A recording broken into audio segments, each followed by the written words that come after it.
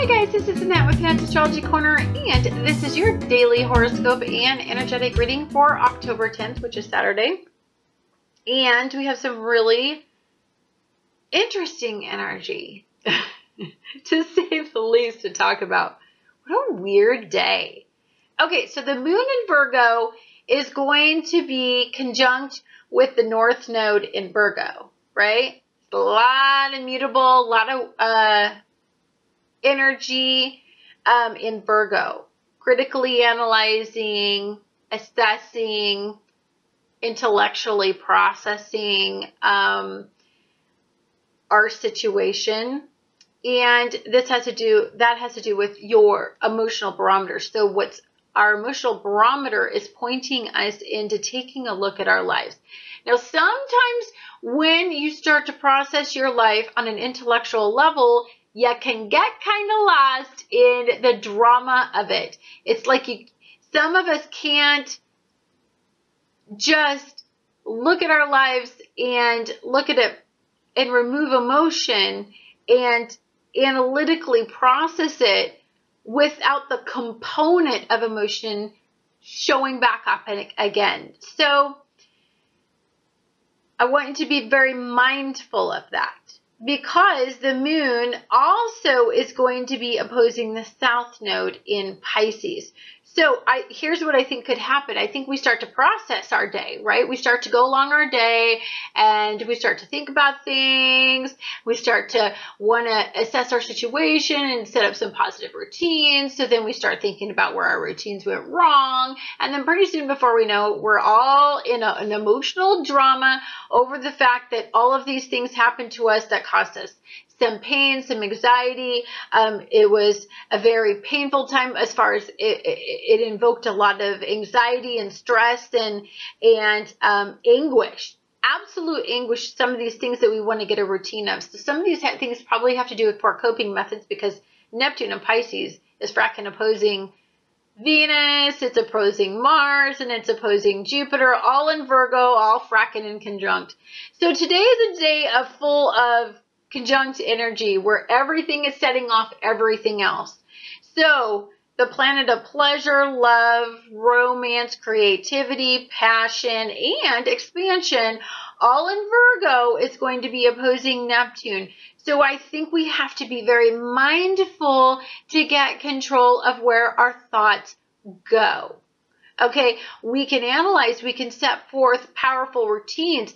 Here lies the dilemma when we start doing this. So when we start initiating the North Node in Virgo, when you start to assess and set up new routines, you can't help but reflect and analyze your previous routines, which were all most of us had very poor coping methods. And then we start to analyze where our triggers are. You know, this is a very intellectual energy. So we really want to know we want to get to the heart of why our routines are so effed up.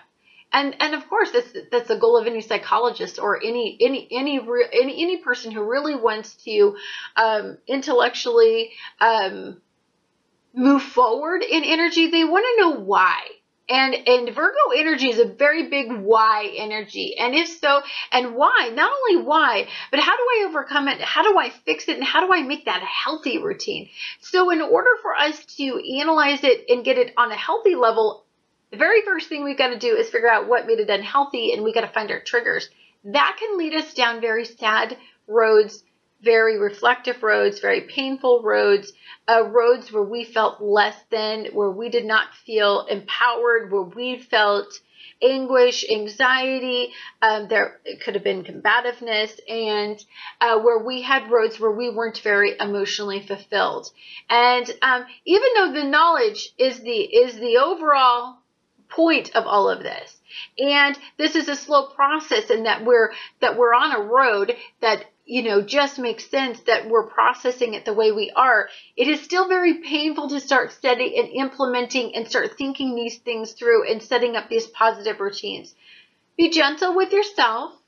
Don't let these energies suck you into negative vibrations. right? The negative vibration of Virgo energy is being too critical, hypersensitive, is being fidgety, nervous, anxiety, overwhelmed, is very, you feel like you need to do too many things at one time. Don't let the negative energy overcome you.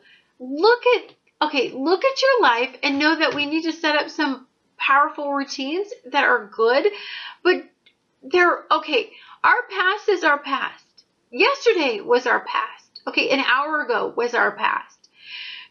We can't change the past. We can only try to change our outcome, always. And so if we're analyzing and we're setting up powerful routines and they're starting to trigger some unexpected 12th house Pisces BS in us, don't let that happen to you. Okay, whatever happened, it's past, it's done. I know it hurts to look back, and I know that when we get these triggers and we get these flashes, because a lot of times when we get these triggers and we start evaluating our past, we inevitably get little flashes of the painful ramifications of it. So I really want you, those are some of the coping methods that we need to evaluate and assess and think, oh gosh, if I get triggered, what do I need to do to stay in a high vibration?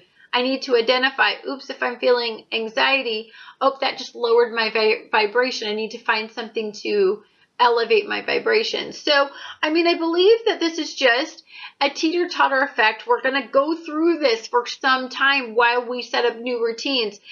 When we're first starting our routines, this is the ramification of that. It's almost like the new beginning of setting up our routines.